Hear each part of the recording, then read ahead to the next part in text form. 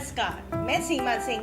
आप देख रहे हैं स्टार भारत। युधिष्ठिर ने एक दिन हस्तिनापुर में तय किया कि अब राजघाट छोड़कर हिमालय होते हुए स्वर्गारोहण करेंगे। तो रास्ते में जब चढ़ाई शुरू हुई तो पांडवों ने यह सोचा कि वो सभी शरीर के साथ स्वर्ग पहुंचेंगे, लेकिन ऐसा हुआ। हर पांडव के हिस्से में कुछ ऐसे पाप थे जिससे वो रास्ते में गिरकर मरते रहे। केवल युधिष्ठिर ही बचे रहे। आखिर ऐसी क्या बात थी कि वो बचे रहे और उनके सभी भाई और पत्नी द्रौपदी की प्राण गंवाना पड़ा।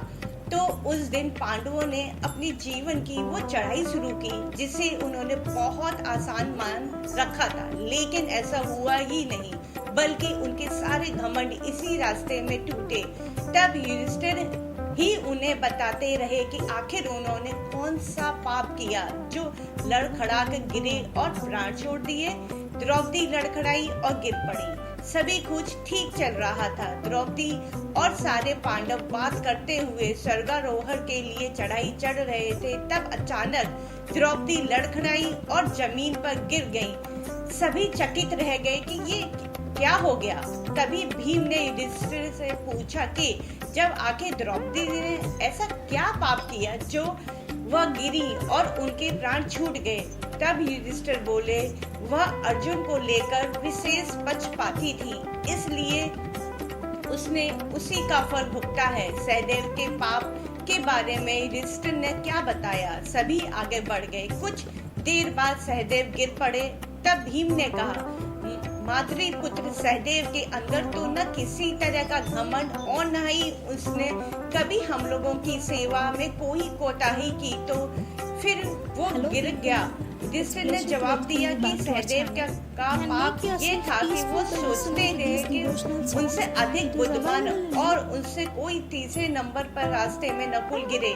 उसके बाद नकुल गिरे। भीम ने फिर सवाल किया कि हमारा ये भाई तो कभी धर्म से अलग नहीं हुआ, हमेशा हमारी आज्ञा का पालन किया, फिर क्यों गिरा। अब युधिष्ठिर ने जवाब दिया, नकुल सोचते थे कि उन जैसा रूपवान कोई नहीं है, इसी वजह से नकुल अपने कर्मों का फल मिला है। फिर अर्जुन ने भी प्राण छोड़ा। सभी बचे पांडव शोकाकुल थे। सभी को लग रहा था कि पता नहीं कब किसका नंबर आ जाए। अब तो केवल युधिष्ठिर, अर्जुन और भीम ही बचे थे। कुछ देर जाने पर अर्जुन गिरे और प्राण छोड़ दिया।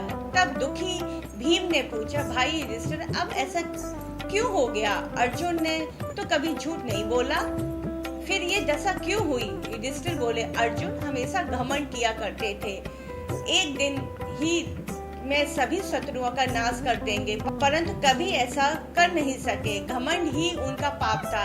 इसके साथ साथ वह दूसरे धनुर्धरों को अनादर भी करते थे। ऐसा कहकर युधिष्ठिर आगे बढ़ गए। आखिर में भीम गिरे। अब भीम भी जमीन पर गिर पड़े। गिरते गिरते बड़े भाई से पूछा, महाराज मैं भी गिर पड़ा हूँ, मैं हमेशा आपका प्रिय रहा, आखिर मेरी ये हालत क्यों हो गई। युधिष्ठिर बोले, तुम बहुत अधिक भोजन किया करते थे, हमेशा अपनी ताकत पर कुछ ज्यादा ही घमंड करते थे। अब युधिष्ठिर के साथ उनका कुत्ता ही बचा रह गया। अब इंद्र को रथ लेकर युधिष्ठिर को स्वर्ग ले जाने पहुँचे। तभी इंद्र वहाँ स्वर्ग से रथ के साथ पहुँचे।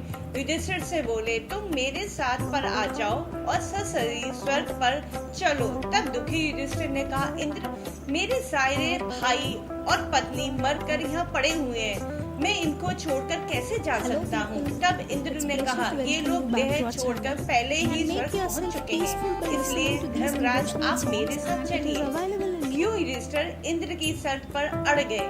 तब भी वह तैयार नहीं हुए। उन्होंने कहा, युधिष्ठिर बोले, यह कुत्ता मेरा भक्त है, मैं इसे भी अपने साथ ले जाना चाहता हूँ, नहीं तो ये मेरी निर्दयता होगी। तब इंद्र को युधिष्ठिर की बात माननी पड़ी। इंद्र ने फिर युधिष्ठिर को समझाने की कोशिश की, कुत्ते को छोड़ दे, लेकिन युधिष्ठिर नहीं माने। तब आखिरकार इंद्र को मानना पड़ा।